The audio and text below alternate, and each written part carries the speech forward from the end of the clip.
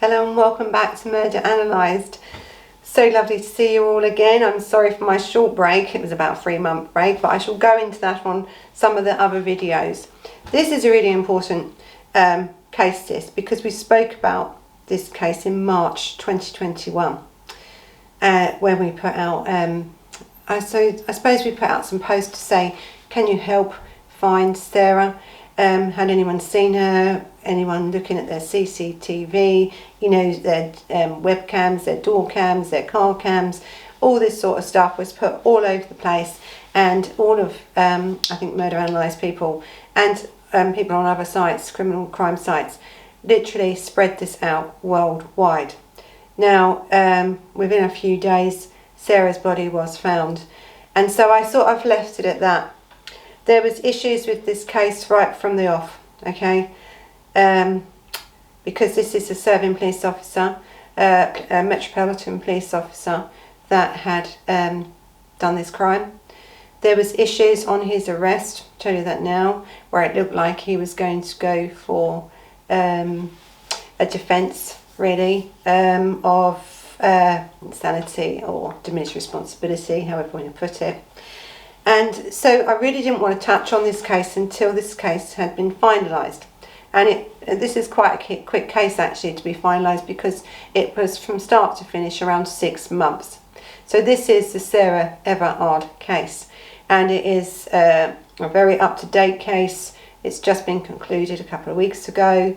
I think the murder took place on the 3rd of March 2021, and Sarah was a 33-year-old who was kidnapped in South London. She was also then raped and murdered by a serving police officer, Wayne Couzens. And this is the story, really. So I'm going to give you a brief outline, and then we'll go into more facts of the case. So anyway, let's get on with it.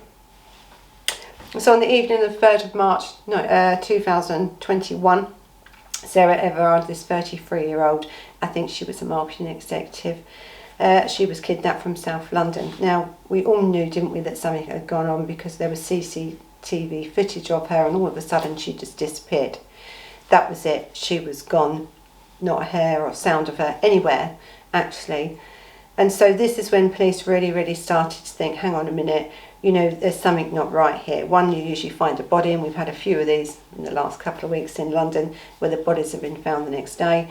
With Sarah's, there was absolutely nothing. She literally had just disappeared. 1 minute she was on CCTV, the next minute she was gone. There was no more sightings of her. That was it for poor Sarah. So she was walking from Brixton Hill, and I think you might remember me saying all this in the stuff we done back in March. And then she, and I think her friend's house was near Clapham Common.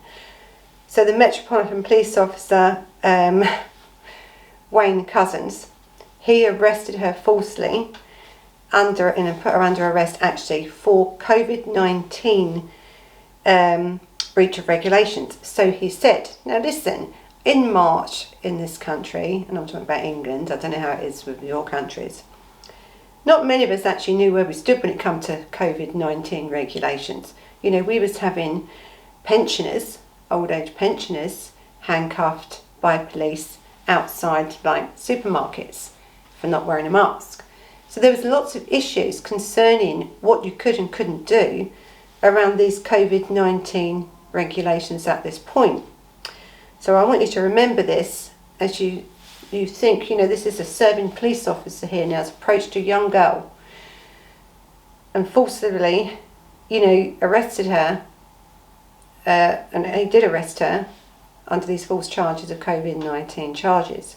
Listen, this girl, whether you're legally minded or not, I don't think anyone at that point really knew what you could and couldn't do. So this case is really a strange case when it comes to the outcome of this case, not just the murder, but what's been going on after this. So anyway, he then arrested her, he handcuffed her, put one hand behind her back, and as I said, we did ask for information about anyone with their webcams or car cams or door cams, because we've all got them, haven't we, these days, especially in London. But this police officer knew, you see, this area. And he knew that in this area there wasn't no CCTV camera on that street. He was quite prepared for this abduction and murder, should I say. But what he did underestimate was that the general public's real care to find this girl. Everyone searched their door cams, their webcams, their car, car cams, and I think in the end actually it was a bus cam that picked them up. There was also a couple driving past at the time of Sarah was being arrested by Wayne Couzens, and they saw that she was generally, and in London lots of people are arrested every day, and just because you're a 33-year-old woman means nothing. If you're being arrested, anyone can be arrested. And that as the car drove past, the couple saw that the girl was willingly putting her hands behind the back and she was being arrested for something and handcuffed. So to them, it didn't seem like anything was out of the ordinary. It happens every day in London. People get arrested all the time. That was it. So until Sarah's case then hit the headlines and people were looking for her, their sightings really didn't mean much. But I think because we have a lot of police, and we have a lot of police in London that drive around, and Couzens' car was also picked up on actually police cameras and stuff from their cars. It was also picked up on bus cameras. And as you can see by this photograph I'm going to show you of Couzens and Sarah literally being talking to just before she was handcuffed and placed in that car. And what I've done with this picture is that I've put the photos from CCTV of Sarah and him, the real life ones, and you can see the CCTV image. Even though the images are not great, you can definitely see it was these two. And then that was upheld by the people in the car that saw him, the registration of his car that was there, and also by the bus cam that picked up all this. So what he done then, she's got her in the car, hasn't he?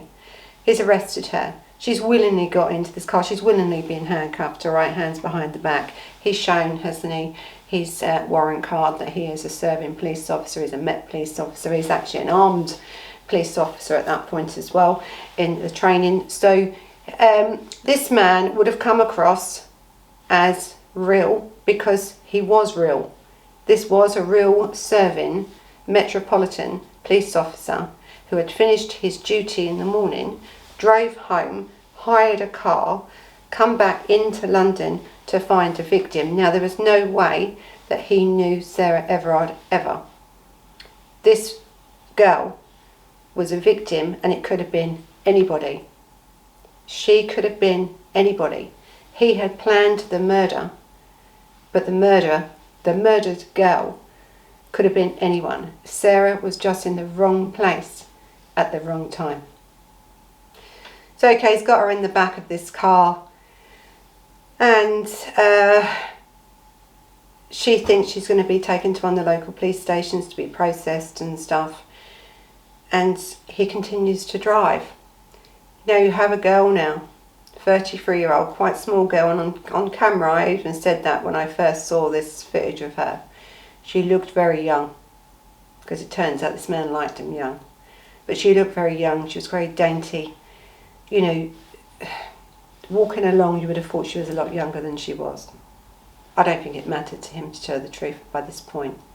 Anyway, she's got in this car, the hands are tied behind her back with the handcuffs. She had no escape now. Now he's going to drive now for about, I think, an hour, 40 minutes. What a terrible drive for this girl to have. We don't know what Wayne Couzens said to her in that vehicle, but we can imagine the fear that she must have been going through, knowing that she was probably going to die. I don't think, what we know about him now, I don't think the pretense would have lasted long. The minute he got her in the car, the minute then that he had her handcuffed and he was in control of that situation, I don't think he would have held back on what he was saying to Sarah Everard. I think the fear of her is one of the things that he actually enjoys, that power, that control. That's what a lot of them like, isn't it? And I think with him, that was one of the main things. He's now in control. He's now, God knows what he's saying to her, because he's not going to tell you, is he? But I think this girl knew she was going to die from quite early on. Anyway, he's drove her near Dover, where he raped and strangled her before burning her body and disposing it, the remains, like in a nearby pond, and a pond of where land, I think the land that he owned, his family owned. So listen, this case is a disturbing case, all right? It's a disturbing case because it's a psychological case as well, I think. Yes, he's a murderer. I think he's done a lot more, Wayne Couzens, than we know about. But this man, this serving police officer, took this young girl off the streets, raped and murdered her, then tried to lie about it. Now, if it hadn't been for the development of the dash cams and the, doorbell cams and the bus cams, this man would not have been caught. And this would have been another body that I'm telling you now, we would never have found. So it makes me think what else Wayne Couzens has done. But anyway, let's get on. Sarah's remains were found. They were discovered in woodland near Ashford in Kent around the 10th of March. I think around the 10th of March. Now, following the identification of Couzens, because he was seen in that area, and I think he was also charged then. They knew, they went to interview him, they saw him, spoke to him, he sort of said it wasn't him. Then there's more evidence, and I think just the day before, the day they found her body, then they went back and they charged him with kidnap and murder. Now, there's been a lot of issues around this case when it comes to, because he was a serving police officer, this case is quite large. One, because we've got the murder, then we've got the police officers themselves, which we'll go into in a little while, but then we've got the public's reaction to this as well. So this case seems a lot, but it really comes down to what we expect from public, what we expect our police officers to do, to be, how to handle themselves, how to, and how the police in the end do their training or select police officers and stuff. There's lots of issues in this case. This case is not just about a murder now. That bit's been solved. This bit's now opened up a can of worms, really. So listen, we had vigils that were held for Sarah, and it's one of the largest actually vigils in Clapham Common. That's where they held a vigil. Now, there was just loads of issues around this, because at the time, again, we was in this COVID-19, where they're saying you can't mix with people, this, that and the other, but society, English society, have had a bloody enough. We'd had enough of girls being murdered, and the police saying, well, just don't walk the streets, or you can't do this. This has been going on for years, and then it turns out now that we've had a police officer murdering a young girl, someone that's meant to serve and protect, then turns out to be the predator. This country just went mad. And then, because they had this vigil, and they had lots of vigils all over the place, but the vigil actually that was held in Clapham Common turned into a nightmare, not only for the people that were, doing the vigil, because there's a lot of women, men were there as well, calling out to stop, hurt on women and to have the streets safer for women. And then the police go in and start to arrest these women and put them on the streets, put them on the floor, so aggressive. It's like, do the police not know what they're doing? Really? There was a lot of easier ways. Now the people that have done this vigil had asked the police, could they do it? The police had said no. They said no. They could have said yes, because they said yes to a lot of other different things. They said no to this one. Trying it under, put it under the carpet, don't want it to be known, keep this out the press, all this sort of stuff, because the murderer here, the man that murdered this girl, was a serving police officer. So yes, it looks bad on the police, but also what they did then to these people that on this vigil for this girl also looked bad. So there was a lot of backlash from them, and we'll go a lot more into different things about the police and what's come out since then, and about Wayne Couzens and also Wayne Couzens' colleagues at that time and around that time, what they were like, There's lots of issues actually within our Metropolitan Police, and I think the case of Sarah Everard has exploded this into the public, and I don't think this situation is going to go anywhere. There needs to be lots of changes come from this. So yes, Sarah Everard was murdered, but I'm hoping that her case will help others and help other women and help stop a lot of what's been going on. So that's the overview of the case, and so I think it's best now that we go into her case and talk about Sarah. Sarah Everard was born in Surrey in 1987. She grew up in York. She attended Fulford School. She studied, I think, human geography at St Cuthbert's Society in Durham University. And at the time of her death, Sarah lived in Brixton Hill in London area and worked for a marketing company as an executive in digital media. So, you know, educated girl, well-liked girl, sensible girl, and again, died way too early. On the 28th of February 2021, Wayne Couzens, this 48-year-old serving Metropolitan Police constable and firearms officer, booked a white Vauxhall car from a vehicle hire company in Dover. At 7 o'clock AM GMT time on the 3rd of March, he completed a 12-hour shift where he worked at the US Embassy in London before travelling then to Kent to collect this hired car. He then drove back to London, where he was recorded in Earl's Court and on Battersea Bridge. Now, after arriving in Clapham, he then drove to Earl's Court, and then he drove again, returning back to Clapham at about 21:30, something like that, in the evening. Okay, so he was driving around at around 9 o'clock, 2100 hours. Sarah had left her friend's house just off near Clapham Junction, and it was west, I think, of Clapham Common, and then she walked along the A205 South Circular Road across the Common en route to Brixton Hill, where her home was. Now don't forget, at this sort of time, this man is driving around in this hired white car looking for her, or looking for a victim. We know that now. So she spoke to her boyfriend on the phone for about 15 minutes, and they agreed to meet the next day. So we knew what time she was still alive at. She was on the phone, she was walking, because they say, you know, walk along, and we'll talk about different health and safety stuff later on in the video, or probably in the next part to this, because I'm going to have to do 2 parts to take everything in. So anyway, about 21:28, she was seen on a doorbell camera footage in Ponders Road.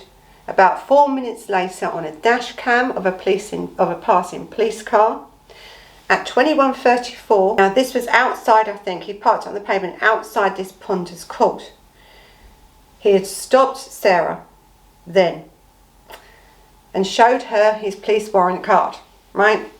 I think in America you have the band, they have this police warrant card. It's a police warrant card, you can tell then, you know, they always say to check the police's number and their warrant card. But he showed her his warrant card. He was a serving police officer. So she's thinking, all right, what have I done? God knows. So he stopped and talked to her, showed her his warrant card before handcuffing her. So now we know, because what he said was he then made up charges of COVID-19 charges, because she said she had been at a friend's house, and he said, then you've breached COVID rules. That's when he said, you're under arrest. He put the first arm behind the back, and this is when the passing car with the 2 witnesses saw that happening, and then he handcuffed her, second hand behind her back, and placed her in the white Vauxhall car. So this is where we sort of get to this. So then Wayne Couzens and Sarah were twice captured on CCTV. For the first instance at 21:35, showed them outside or beside the hired Vauxhall car, and the second time at 21:38 showed the Vauxhall's number plate being picked up as it's driving away. Around this time, Couzens and Sarah entered the car and Couzens drove to Kent. The route the car was, it was being tracked by using, the ANPR system. We can check registration, number plate, stuff. And they tracked that car then to Kent, where her body was later found. So at 23:43, Wayne Couzens and Sarah were in Dover, and she had transferred her to Wayne Couzens' personal Seat car, right? So between 23:53 and 12:57 on the 4th of March, Couzens' mobile phone connected to the cell site in this area of Sibberwald. And it is believed that this is when he raped Sarah. At some point at 2:30 a.m. in the morning, Couzens strangled Sarah using his police belt. The post-mortem concluded that she had died from compression of the neck. So what was going on around this time, because now we've got Sarah missing, the boyfriend of Sarah, I think he contacted the police because she didn't meet him. Remember on the phone, the 15-minute phone call, Sarah was meant to meet him the next day. She didn't meet him, so then he was concerned. So he then contacted the police. The police then, after all this, and been looking for Sarah, and they found all this sort of evidence, found out that Couzens on that day returned the hire car that same day, the car he due to abduct her in. He then later drove to a place called Sandwich in Kent in his personal car, where he disposed of Sarah's mobile phone. I think in one of the town's watercourses, he threw it. Now, shortly after 11 p.m, Couzens brought approximately 5 litres of petrol from a service station. I'll show you the pictures, either going to be this side or this side, I don't know yet, of him collecting the petrol from the petrol station. Now, 5 litres of petrol, it's we know now it was to burn her body and try and get rid of evidence. That's what we know about Couzens so far. So I think what he did with this petrol, what he'd done after he murdered Sarah was he had moved the body, I think at least twice, or once or twice he had moved the body. And he put the body inside the refrigerator, and I think this was near Hordswood, I think in Kent, near Ashford in Kent, and that's where he buried her body inside this refrigerator, and that's what the 5 litres was petrol about. Now don't forget, this man is a serving police officer, so he would know about evidence, and he done everything he could to try to get rid of the evidence here, even if her body was found. It's difficult, isn't it, when you have a burnt body, to get any evidence at all, really. Anyway, on the afternoon of the 5th of March, he brought 2 large building bags from B&Q's, and I'll show you footage actually. And B&Q's is like a centre where you can go and get hardware stuff, that sort of thing. And then he returned then to this Hordswood, where he used one of the bags to dispose of Sarah's remains in a pond again. Couzens later said that he had suffered from stress and no longer wanted to carry a gun. On the 8th of March, he reported ill from work. Because what happens with Couzens, right? He's murdered this girl. She's disappeared. Now, all of a sudden there's evidence popping up that he didn't think was going to pop up. You see, he thought his plan was foolproof. You know, he'd thought it through. He'd hired a car, so it wasn't his works car. He's a serving police officer. No one's going to take any notice, are they, of someone being arrested by a police officer? Not in uniform, may I add. He was plain clothes police officer. So his mind at that point was, I've got away with it. Then all of a sudden, the car registration comes up. People start having a look through their dash cams, this, that and the other, and I think it was a bus cam in the end that saw him. Now he's close to getting caught. Now he's worried. Now he starts to back off from work. You know, his plan now, secondary plan, is coming into action because he is a police officer, right? He knows the law. I'm ill. I can't remember things. And when the police officers come to his house, eventually come to his house about this, you know, he's too unwell, isn't he? It's the plan. It's the secondary plan. Part A was the murder. If I get away with it, great. If I don't, I've got a secondary plan. This was his secondary plan.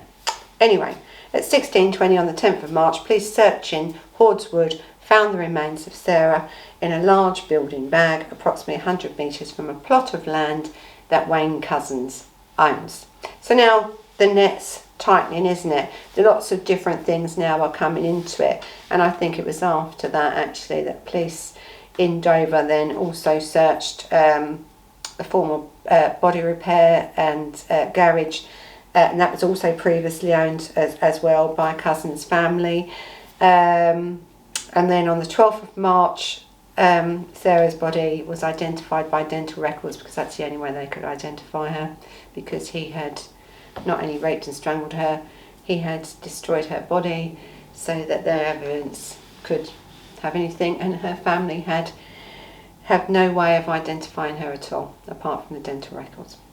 2 days later, police forced focused their search and operation around the rope walk, and they searched it all out, and approximately 1 square mile from the town in relation to this investigation. So there was a lot of searches going on, because don't forget, this man had moved this body a couple of times. You have the phone in one place, he'd moved the body, he'd raped her in one place, moved her to another, probably killed her in another, then burnt her in another. There's lots of different areas here that he tried to cover his tracks.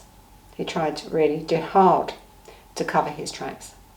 So on the 16th of March, Sarah's phone was found by specialist divers, and I think this was in a place called Sandwich, and it was in the watercourse there where they found her phone. On the 9th of March, Kent police arrested Couzens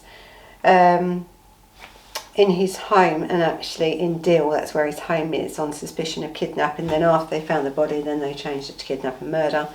A woman in her 30s was also arrested at the time, and it's on the suspicion of assisting with the offender. That was probably his wife at the time, and this man was married and had 2 children, but she was subsequently released without charge, because it looks like that she was another, I suppose, victim in this, because she knew nothing. I don't know how though, because when you read about Couzens, I wouldn't have said he was a nice husband, but whether you would have thought he was a murderer, I believe that she didn't know he was a murderer. I should have took that one back, but I believe that she thought there was something. There was definitely something about him. But anyway, we'll get into more about that.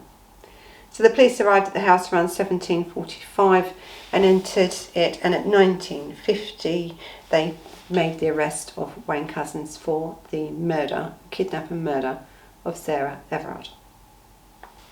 So the police officer in him must have thought, oh, they're closing in. So about 40 minutes before he was arrested, Couzens tried to wipe the data from his mobile phone. When the interviewed, he initially claimed that he did not recognise Sarah at all after being shown a photograph of her. I think he must have been the only one in this country at that point that didn't, because she was everywhere. So there was issues there. He didn't say, oh, I've seen her on the telly or whatever. No, I don't know her. Really. Anyway, he then claimed that he was having financial problems after paying for sex in Folkestone. and that a gang of Eastern Europeans had threatened him and his family, demanding he deliver another girl after underpaying a prostitute for a few weeks before. Now, you know, everyone likes to blame an Eastern European. You know, this man is mad. His whole thing was, I didn't want to kidnap her, but I had to kidnap her because I owed such a debt, and I think his actual debt was about £26,000 that he had knocked up for, you know, having sexual services, whether that was online or whatever he did. It was about £26,000 that this man owed. He was very much into hardcore pornography, and there was a lot of that found actually on his computer and other things, and actually he was also into very young girls and stuff. There was a lot to this man, but there was no connection between him and Eastern Europeans. There was certainly no connection that any Eastern European persons or person has asked him to kidnap and traffic a young girl. This murder of Sarah Everard was all about Wayne Couzens' fantasies. That's all it was ever about. He was so hooked on hardcore porn. He believed that he had so much power because he was a serving police officer that he felt that he could just take someone off the streets, murder them terribly, destroy their family, destroy their life, destroy their body, so even their family can't recognise them, because he wanted to do that. Then to use the excuse of Eastern Europeans, you know, which was proven to be lies, because this man is a total liar, always has been, was just terrible. Now, there's a lot about Couzens' background when you look at it, but I think there's issues as we look at his background to what then comes up with the Metropolitan Police, you know, when they do their selection process, or if they are, you know, when you're going to give a serving police officer that's maybe already had a few issues with women and stuff, a gun or a license then to use the gun. Also quite a high ranking position is to look after the US Embassy. You know, this man is a murderer. This man is a criminal. God knows what else this man has done. We can only imagine. But I think there's more. So anyway, let's look at this background of this serving Metropolitan Police officer that raped and murdered, burnt Sarah Everard, shall we? So Couzens joined the Metropolitan Police, the Met Police, in September 2018. In February 2020, he was assigned to the Parliamentary and Diplomatic Protection, the PADP. Now, branch. Now this was a division, responsibility for ununiformed protection of government and diplomatic premises. I mean, he had not undergone any enhanced vetting as part of this recruitment, nor had he gone through any mandatory 2-year probation period with the Met before joining this department. Well, now here we go with the Met. How bad are we going to get here? It gets worse than this. Now there's a lot with this man. A previous friend has said that when Wayne Couzens was 23 years old, he had a long-term sexual relationship with a 14-year-old for a very, very long time. This is probably before he went on, got married and had a couple of children. But this was his background. There's other issues now, right, with Couzens.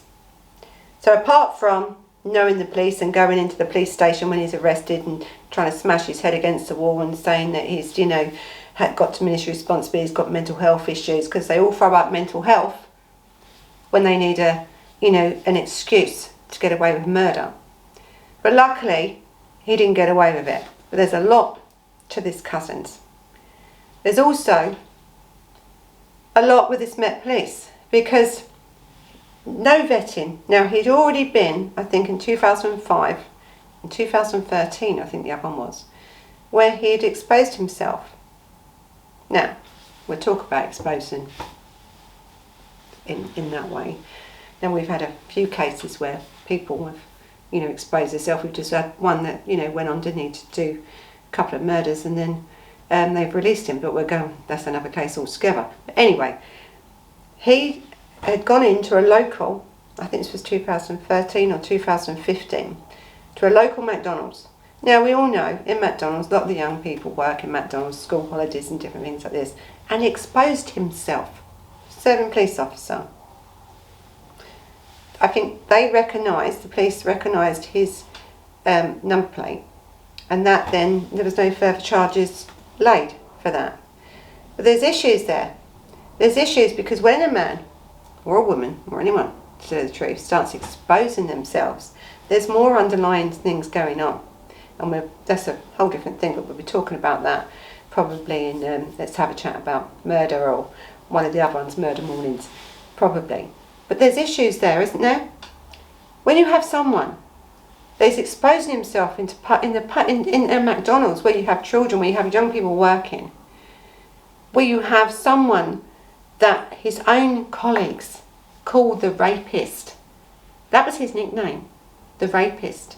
This was how their mentality is in the Met Police. We had these same officers, his so-called friends, his colleagues, having a WhatsApp chat group, which was quite derogatory actually. There were some quite bad things on it. I think a lot of them have either been suspended. They shouldn't just be suspended, they should be sacked.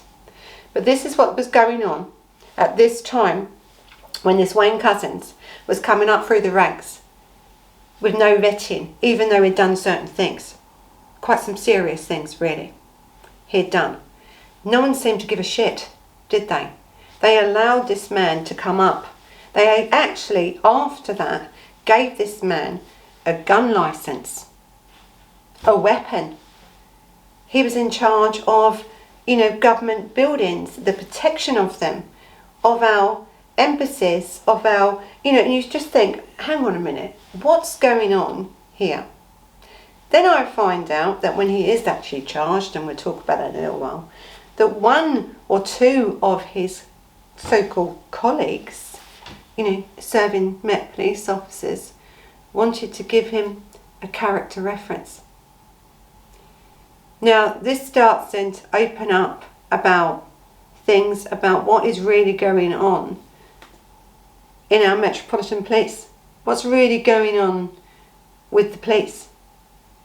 Now, I really feel sorry for, I'm going to say it now, a lot of the police officers, the women police officers, that would have had to have worked with these pieces of shit, that think that they can say derogatory things, that call their colleague the rapist because of the way he was towards women and the way he acted and done things towards women. This is a serving police officer we're talking about here.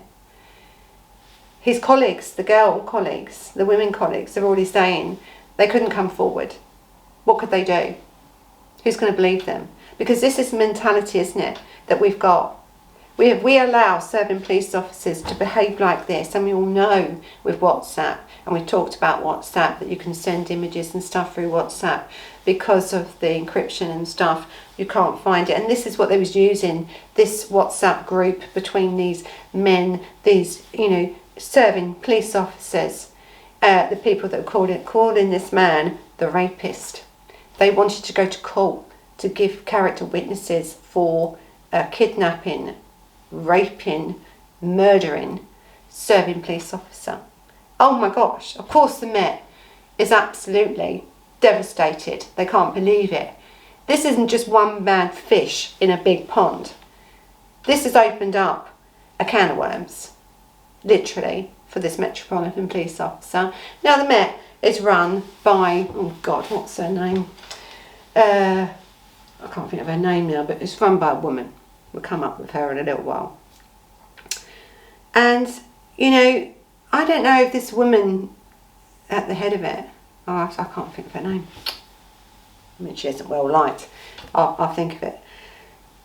But, you know, if you're going to run an organisation like this, if you are going to be the head of an organisation, it has to be, you can't be put in that position just because you're a woman, right? You have to have the right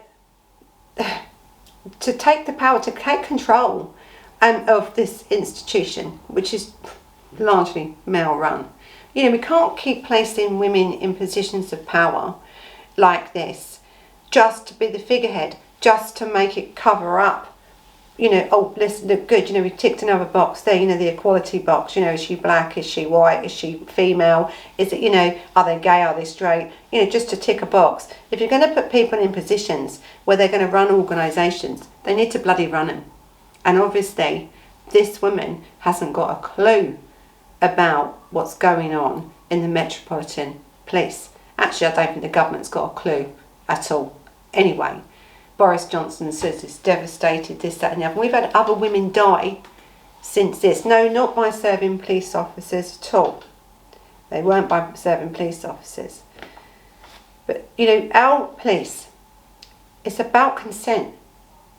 If we don't take some control over our police and have this really, you know, an open, you know, relationship with them, we need to understand about what's going on. We need to have lots of control over the police here, because we are policing, you know, it's about consent, isn't it? This case has brought up so many things, I think, especially for us. You know, we fight against, don't we, women's crime. We say we want to keep you safe and stuff. But if we can't rely on our police to keep you safe, Sarah couldn't rely on her police. Who would have thought that a serving police officer would have handcuffed you, put you in the back of a car, and then murdered you? Who would have thought it? Who would have? But it's going to happen because police officers are human, right? That's human. But it seems to be this cover-up. It seems to be that all this was in plain view. This man had a history. This man had issues. He had issues. He was already exposing himself to women. He already had this attitude towards women that was accepted, laughed at, liked. They had their WhatsApp group. You know, that it was all right to put down women, to talk about women. He was in £26,000 worth of debt because of his sex addiction, because of his hardcore porn that he loved. You know, there was issues here.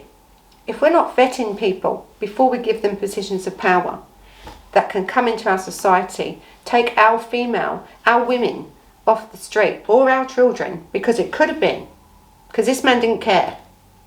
He didn't care. Sarah Everard was just in the wrong place at the wrong time. It could have been anybody. Anybody. Now let me ask you a question for you to think about. If a serving police officer in the UK come up to you and was going to arrest you, he was plain clothes, he showed you his warrant card, you're in the middle of a street. Personally, myself, right, you would have had to have gone with them, wouldn't you?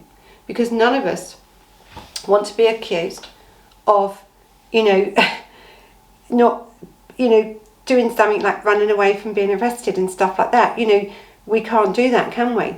We would have a record for doing that. What I would have thought was, this is a bogus charge. He's an idiot. That's what I would have thought. He didn't know what he's doing. I'll sort this out when I get to the police station. That's what I would have thought. What would you have thought? Now, this government's whole thing is about London's safe. No, London is not safe. If you get stopped by someone police officer start screaming, run, flag down a bus in between its stops in London. That ain't going to happen either. There's a lot of issues here with this whole case. So anyway, Couzens then goes to court. He doesn't get away with diminished responsibility. The judge is having none of it. He is charged then with kidnap and murder of Sarah. He stands up in court, and I mean literally it's just sentencing, because in the end he pleaded guilty. He knew there was a lot of evidence. But again, this man is a serving police officer, so what's he done? He knows that, and we talked about this before, is when you give yourself up, you save the court money, time, money. They haven't got to go and investigate. You're saving the family, aren't you? Going to court and have to hear all these details because you pleaded guilty. You know, out the goodness of his heart, really. This is what he's trying to say. So when the judge hands down a sentence of Wayne Couzens of life without parole, he is one of the very few lifers he'll never get out. He said, hang on a minute, you can't do that. I've done everything I meant to do. I have saved you time and money. I've saved that family from having to sit through a court case and listen to all what I've done to their daughter. You're not meant to give me that. You're meant to give me so many years. But the judge said no. What you forgot is you was a serving police officer at the time of doing this murder.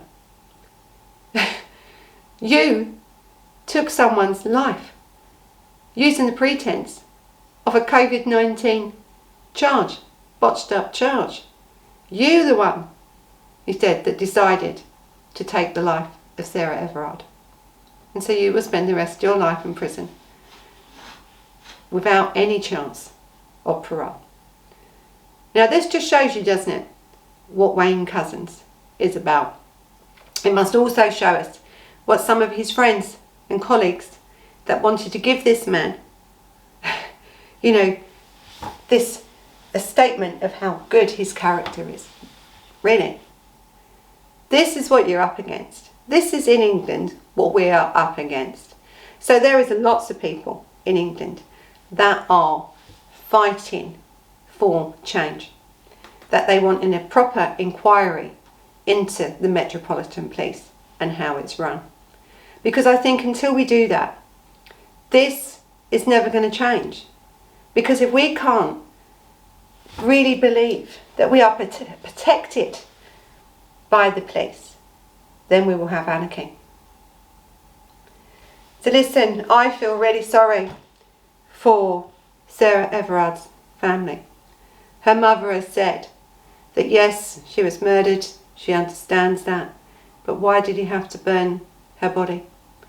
And she feels that that drive, that 40-minute drive from London to Kent, what was he saying to Sarah? What was the fear for Sarah? Because she would have known. And that's what plays on the mum's mind. The sister of Sarah has said all they ever talked about was getting old together, counting each other's lines, you know, who's going to have more of them or not, a little bit like my sisters and that do. This man took away a life.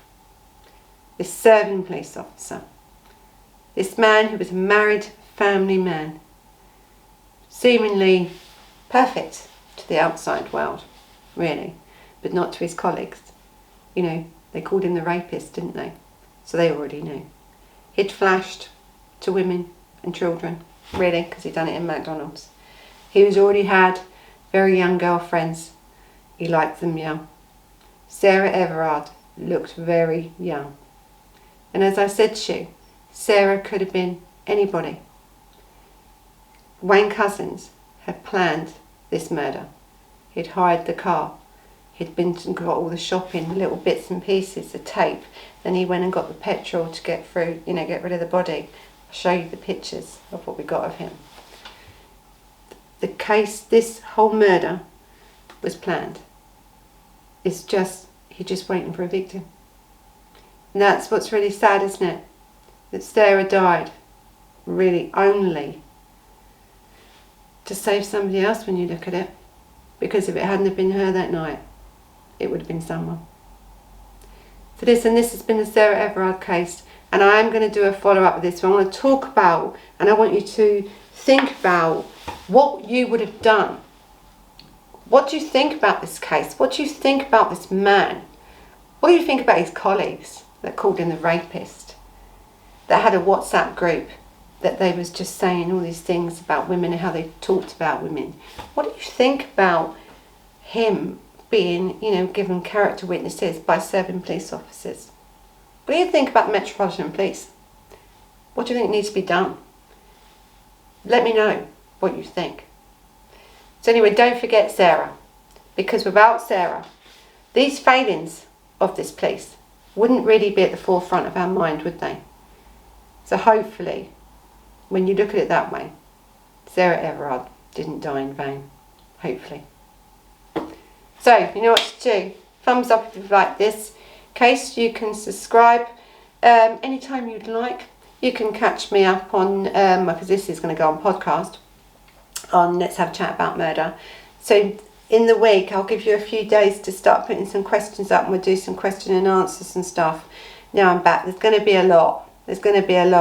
Also going to do a bit of a talk on that about this, a lot of this flashing, like exposing yourself. There's been a really high rate of that lately in the UK. I don't know how it is in the rest of the world, but in the UK that's gone up a tremendous amount. I'm going to look at why that's gone up like that, and then how it can lead to, because it is an escalation, how it can lead to that, to what Wayne Couzens did. But there's a lot about Wayne Couzens. There really is a lot about Wayne Couzens, and we'll talk about that as we go through more. But I didn't want this case all about Wayne Couzens, right? The Old Bailey's sorted him out. He's put him in, I think, Belmarsh, I think he was putting his anyways away. And he's away now for the rest of his natural life. Of course he's going to appeal. Of course he is. Hopefully he won't win it, because I think anybody with any sense, really, will not reduce the sentence of this man. I think there'd be outrage in this country. So anyway, thank you. Speak to you all soon. Take care. Bye.